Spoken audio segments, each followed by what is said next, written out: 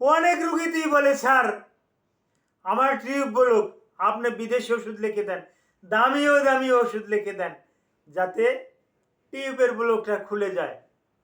Sir আমি অপারেশনকে কিন্তু ভয় পাই।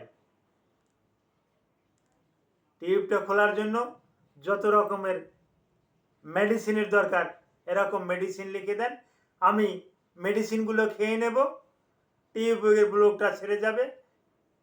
আমার স্বামী আর মাত্র 3 মাস আছে দেশে, 3 মাস পর সে প্রবাসে চলে যাবে, আর 2 বছরে কিন্তু আসবে না।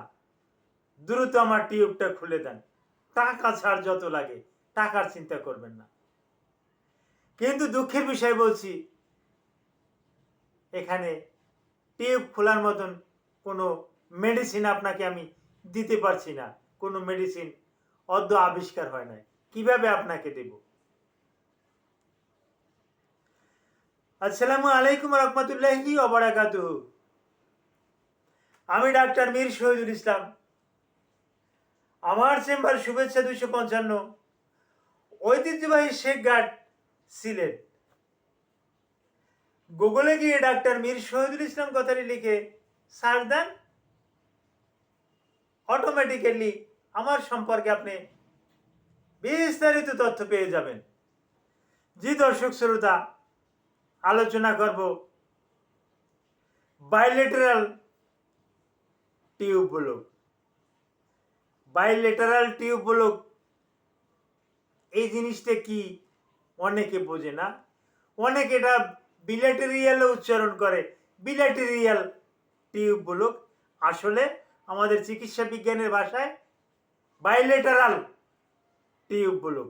এখন এই আমরা কিছু পরীক্ষা করতে দেই, বিশেষ করিয়া এইচএসজি, হিস্টো স্যালপিঙ্গোগ্রাফি, একটা এক্স রে করতে দেই। এই এক্স রেটা মাসিকের রাস্তা দিয়ে আমরা স্যালাইন পুশ করি, ইউটেরাসে স্যালাইন পুশ করি। এই স্যালাইনটা বিশেষ করে জরায়ুর ফ্যালোপিয়ান টিউব দিয়ে জরায়ুটাকে স্ফীত করে, ফাঁপা করে। কিন্তু টিউব যদি ব্লক থাকে যেতে পারে না। রঞ্জন রশ্মির মাধ্যমে এটা যখন এক্স রে করা হয় তখন আমরা ফিল্মে দেখি যে না, বাইলেটারাল ব্লক, অর্থাৎ দুটোটা টিউব ব্লক আছে। একটা হলে তো কাজ হবে, কিন্তু দুটোটা ব্লক এখানে আর কাজ করবে না। কি কাজ করবে না? স্বাভাবিক দৈহিক মেলামেশা, অর্থাৎ স্বামী স্ত্রী মেলামেশা করলে যে একটা বাচ্চা আসে যে প্রক্রিয়ায়, এভাবে আর বাচ্চা আসবে না। যেহেতু আপনার যে সিমেন, আপনার যে স্পার্ম, আপনার যে শুক্রাণু, এই শুক্রাণুর সাথে ডিম্বাণুর মিলন হবে না। কেন মিলন হবে না? একটা ডিম্বাণু ওভারি থেকে এই ফ্যালোপিয়ান টিউবের মাধ্যমে ওই জাইগোট না হয়ে, জাইগোটও হবে না, আর এটা ইউটেরাসে আসতে পারবে না। যার পরিপ্রেক্ষিতে এখানে ইনফার্টিলিটি বাধ্যতামূলক, কিছু করার নাই। তবে হ্যাঁ, আপনি যদি বিশেষজ্ঞ ডক্টর দেখান তাহলে এদের তত্ত্বাবধানে থাকেন, এরা কিছু পরীক্ষা নিরীক্ষা এবং কিছু সার্জারির মাধ্যমে হয়তো বা আপনাকে একটা ভালো সাজেশন দিতে পারে।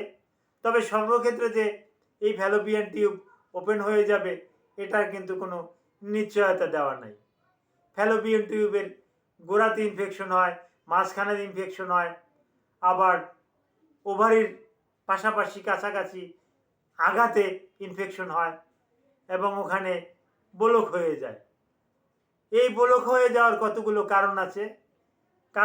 কারণগুলোর ভিতরে number 1, PID, pelvic inflammatory disease. এখানে এটা হতে পারে। অফোরাইটিসে এটা কিন্তু ব্লক হয়ে যেতে পারে। নাম্বার 3, বড় ধরনের একটা সমস্যা কিন্তু এই ফ্যালোপিয়ান টিউবে প্রভাব পড়ে, সেটা টিউবারকিউলোসিস অর্থাৎ যক্ষা বা টিবি। এই টিবিটা কিন্তু বেশিরভাগ ক্ষেত্রেই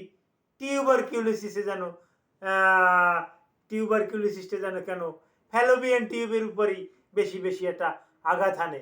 এটার কারণ আজও খুঁজে পাওয়া যায় না, কিন্তু পরীক্ষা নিরীক্ষার মাধ্যমে দেখা যায় যে ফ্যালোপিয়ান টিউবটাই আক্রান্ত।